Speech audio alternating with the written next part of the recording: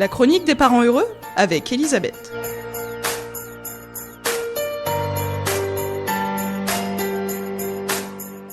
Elisabeth, bonjour. Bonjour Hervé.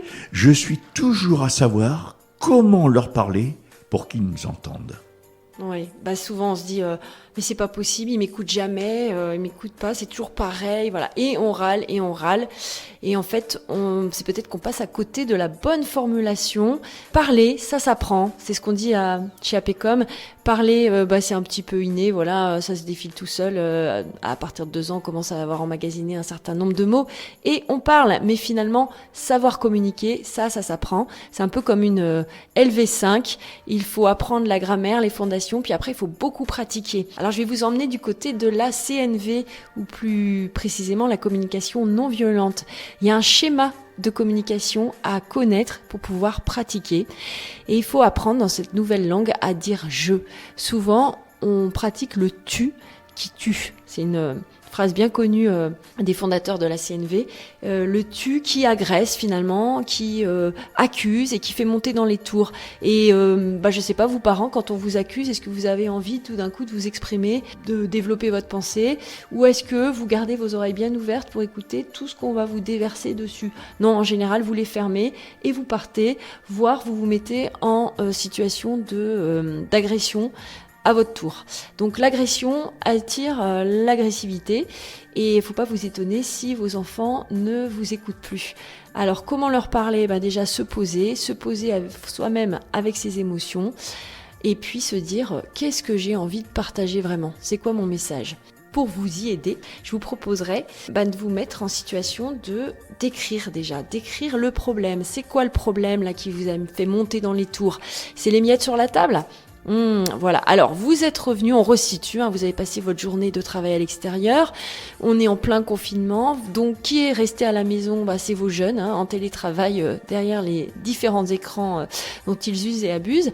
Vous rentrez fatigué, un peu inquiète quand même de est-ce que ça s'est bien passé à la maison? Et là, vous rentrez dans la cuisine et il y a tout le bazar qui traîne dans l'évier, les miettes sur la table, la pâte à tartiner qui colle encore la nappe. Et là, il suffit de voir ça et ça vous fait monter dans les tours. Et tout d'un coup, qu'est-ce qui vous passe par la tête? C'est on me respecte pas dans cette maison, personne n'a fait d'effort pour moi, ils s'en foutent, c'est une bande de nababs, et puis c'est encore moi qui vais devoir faire le dîner, la cuisine n'est même pas en état. Voilà, vous voyez quel état de confusion et d'émotion se développe en quelques secondes chez vous. Alors là, je dis stop, prenez le temps de revenir aux faits et la description va vous aider. Alors, le problème, c'est quoi? Le problème, c'est il y a des miettes sur la table. Vous pouvez ensuite exprimer votre émotion. Je ressens de la colère que ça n'ait pas été nettoyé sur le nombre d'heures où je n'étais pas présente à la maison. Et puis, vous pouvez exprimer votre besoin.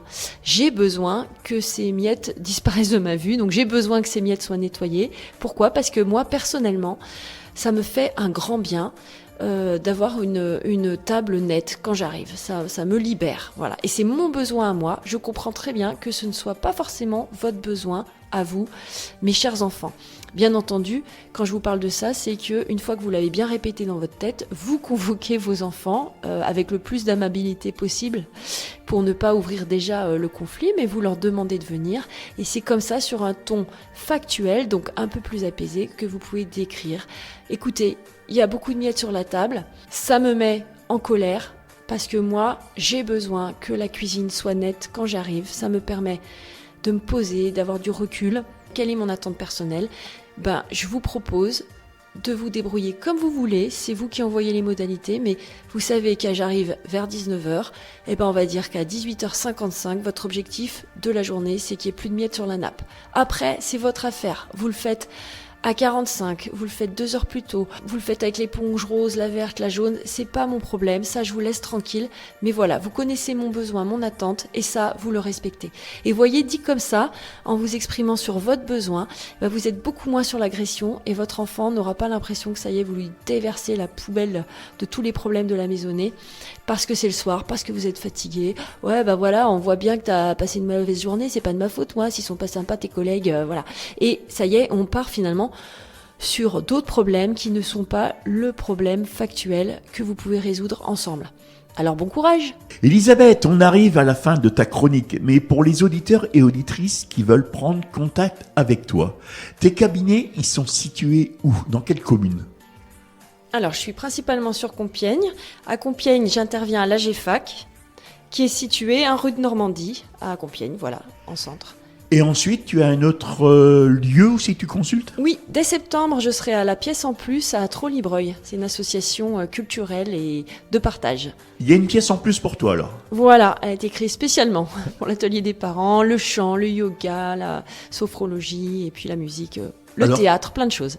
Je suppose que pour prendre rendez-vous, il y a plein de numéros de téléphone. Oui, alors pour la maison de la famille ou l'AGFAC à Compiègne, vous pouvez contacter le secrétariat dès septembre. Vous pouvez appeler le 03 44 20 39 26. Pour la Pièce en Plus à Trollibreuil, vous pouvez me joindre au 06 31 95 32 07. Est-ce que tu as des jours où tu consultes? Oui, alors à Trollibreuil, ce sera principalement le mardi après-midi, il y aura un atelier pour les parents de petits-enfants. Sur le week-end, principalement le samedi, il y aura un atelier pour les parents de grands-enfants, c'est-à-dire les adolescents de 11 à 25 ans. Et puis, il y aura aussi une programmation de soirées mensuelles le mercredi soir sur des thèmes bien spécifiques, voilà, pour se chauffer entre parents, s'accompagner, partager et repartir avec des outils. Et à Compiègne, tu À consultes Compiègne. quel jour? Alors à Compiègne, ce sera dans la semaine, à préciser à la rentrée, mais il y aura le mardi aussi, le jeudi, le samedi matin.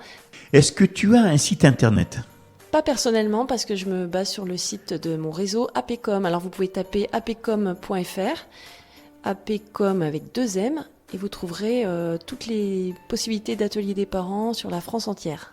Tu as une adresse mail? Oui, j'ai une adresse mail, souriez.vousetesparents@gmail.com. Alors vous êtes, c'est au pluriel, mais parents sans S. On peut te voir sur Facebook? Oui, vous pouvez aller sur ma page l'atelier des parents-Compiègne. Tu consultes en visioconférence?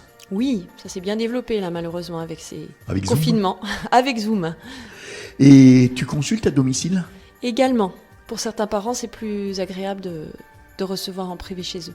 Donc on prend rendez-vous et là on redonne ton numéro de téléphone. Alors 06 31 95 32 07.